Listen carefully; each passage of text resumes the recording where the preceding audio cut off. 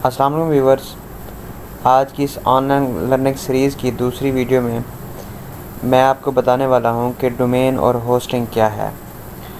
Video पे आगे बढ़ने से पहले अगर तो चैनल को सब्सक्राइब नहीं किया तो सब्सक्राइब कर लें ताकि आने वाली हर नई अपडेट आप तक बर वक्त पहुँच सके।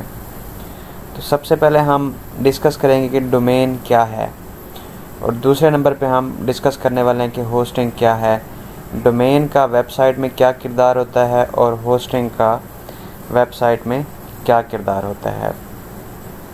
उसके बाद हम ये भी डिस्कस करेंगे कि क्या डोमेन के बगैर होस्टिंग चल सकती है या होस्टिंग के बगैर वेबसाइट चल सकती है। तो ये सारी बातें हम आज की इस वीडियो में डिस्कस करने वाले हैं। तो सबसे पहले चलते हैं डोमेन पे। डोमेन एक स्पेसिफिक एड्रेस होता है। किसी भी आपने मुख्तलिफ कंपनीज़ का देखा होगा, nestle.com, ठीक है, us.edu.pk, उसके बाद डिफरेंट ऑर्गेनाइजेशन वर्किंग में हैं, agahi.org, उसके बाद डिफरेंट बिजनेसेस की वेबसाइट हैं। तो एक स्पेसिफिक एड्रेस है जिसको हम डोमेन कहते हैं। फ़र्ज़ किया मैं यहाँ पे सर्च कर लेता हूँ aliahmed.com, ये एक स्पेसिफिक एड्रेस है। .com एक्सटेंशन जो है वो कंपनी के लिए यूज़ होती है।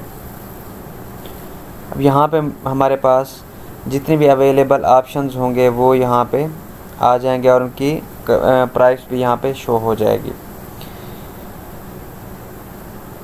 उसके बाद डोमेन की मुख्तलिफ एक्सटेंशन होती है। .com होती है, .edu, .org, .site, .business, .online। तो मुख्तलिफ पर्पज़ के लिए मुख्तलिफ एक्सटेंशन यूज़ होती हैं। तो सबसे पहले हमें एक डोमेन परचेज़ करनी होती है। उसके बाद सेकंड नंबर पे है होस्टिंग। हमने डोमेन परचेज़ कर ली, लेकिन अगर हमारे पास होस्टिंग नहीं है तो वो डोमेन हमारे किसी काम की नहीं है। जब तक हम उसके साथ होस्टिंग अटैच नहीं करेंगे तो हमारी डोमेन वर्किंग में नहीं आएगी। सिंपल अल्फाज में ये कह लें कि डोमेन एक स्पेसिफिक एड्रेस है और होस्टिंग जो है वो सर्वर है जो उस डोमेन को होस्ट करता है और उस डोमेन को लाइव लेके आता है, ऑनलाइन उसको वर्किंग में लेके आता है। अमूमन होता ऐसे है कि मुख्तलिफ कंपनीज़ हैं कि डोमेन और होस्टिंग प्रोवाइड करती हैं, एक ही जगह से आपको मिल जाती है। लेकिन अगर आप मुख्तलिफ कंपनी से परचेज़ करना चाहें तो भी आप परचेज़ कर सकते हैं। तो जब आप डोमेन परचेज़ कर लेते हैं तो सेकंड नंबर पे आपके पास ऑप्शन होता है होस्टिंग का। तो आपने अपनी डोमेन को किसी न किसी सर्वर पे होस्ट लाजमी करना होता है, तभी जाके आपकी वेबसाइट वर्किंग में आती है।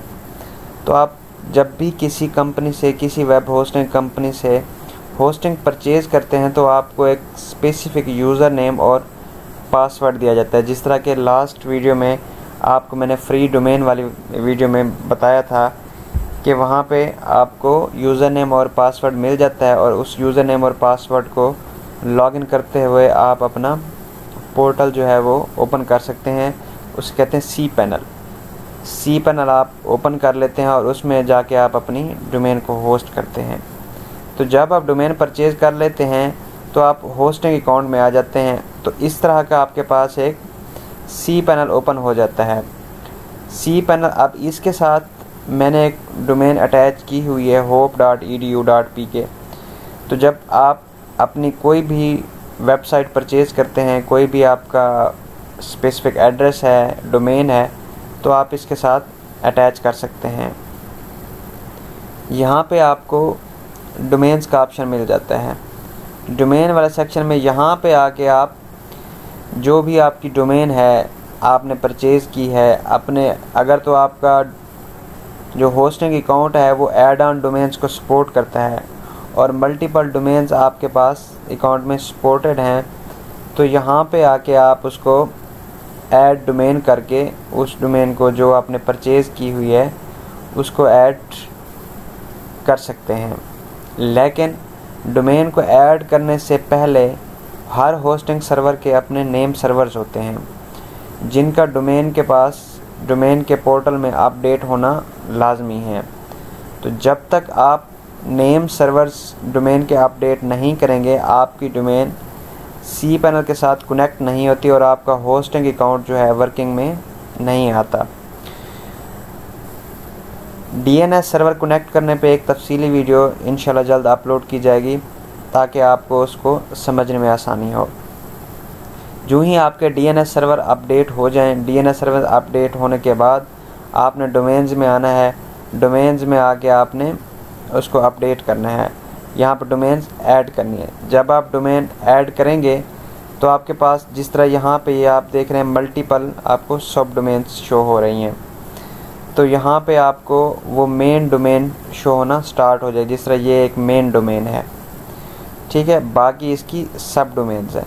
तो यहाँ पे आपको इस तरह की मेन डोमेन, उसके आगे साइन भी आ जाएगा और मेन डोमेन आपके सामने शो हो जाएगी। आप उसको एक्टिवेट कर सकते हैं। और अगर उसी डोमेन की सब डोमेन्स या एक्सटेंशंस आप बनाना चाहते हैं तो उसका भी सेम तरीक़ाकार है कि यहाँ पे आप क्रिएट न्यू डोमेन करेंगे। तो यहाँ पे आप उसकी जो भी आप एक्सटेंशन बनाना चाहते हैं या सब डोमेन बनाना चाहते हैं तो यहाँ पे आप वो लिखेंगे। जब आप वो लिखेंगे तो यहाँ पे ऑटोमेटिकली वो आपको पब्लिक HTML के अंदर फ़ोल्डर एक जनरेट कर देगा। वो फ़ोल्डर उस डोमेन का फ़ोल्डर होगा, उस डोमेन का जितना भी डाटा होगा उसी फ़ोल्डर में सेव होता जाएगा। जितना भी आप डाटा उस डोमेन पे सेव करते जाएंगे, आपने कोई वेबसाइट बनाई है, आप उस पर कोई मीडिया अपलोड कर रहे हैं या आप उसके ऊपर कोई दूसरी एक्टिविटी कर रहे हैं, जितना भी डाटा है सारा वो उसी फ़ोल्डर में जो स्पेसिफ़िक डोमेन का फ़ोल्डर है उसके अंदर वो सेव होता रहेगा। तो आप उसको वहाँ से एक्सेस कर सकते हैं। अगर आप खुद से बाय डिफ़ॉल्ट वो जनरेट कर देता है cPanel, लेकिन अगर आप खुद से अलग से उसका कोई स्पेसिफ़िक नेम देना चाहते हैं फ़ोल्डर का तो आप वो भी क्रिएट कर सकते हैं। उसके बाद आपने आ जाना है फ़ाइल मैनेजर में। फ़ाइल मैनेजर में यहाँ आपको मुख्तलिफ़ किस्म के फ़ोल्डर मिल जाएंगे। आपने पब्लिक HTML फ़ोल्डर को ओपन करना है। पब्लिक HTML का जो फ़ोल्डर मेन फ़ोल्डर है वही आपकी डोमेन का जो है मेन फ़ोल्डर है। आपने वेबसाइट अपलोड करनी है, आपने कोई स्क्रिप्ट इंस्टॉल करना है, आपने कोई सॉफ्टवेयर इंस्टॉल करना है तो आप पब्लिक HTML फ़ोल्डर में के मेन फ़ोल्डर में, रूट फ़ोल्डर कहते हैं, आपने उसमें अपलोड करना है और उसी में ही आपने उसकी इंस्टॉलेशन करनी है। तो इस तरह से हम कोई भी न्यू डोमेन और होस्टिंग कर सकते हैं, ऐड कर सकते हैं अपने होस्टिंग अकाउंट में। अब सवाल ये पैदा होता है कि क्या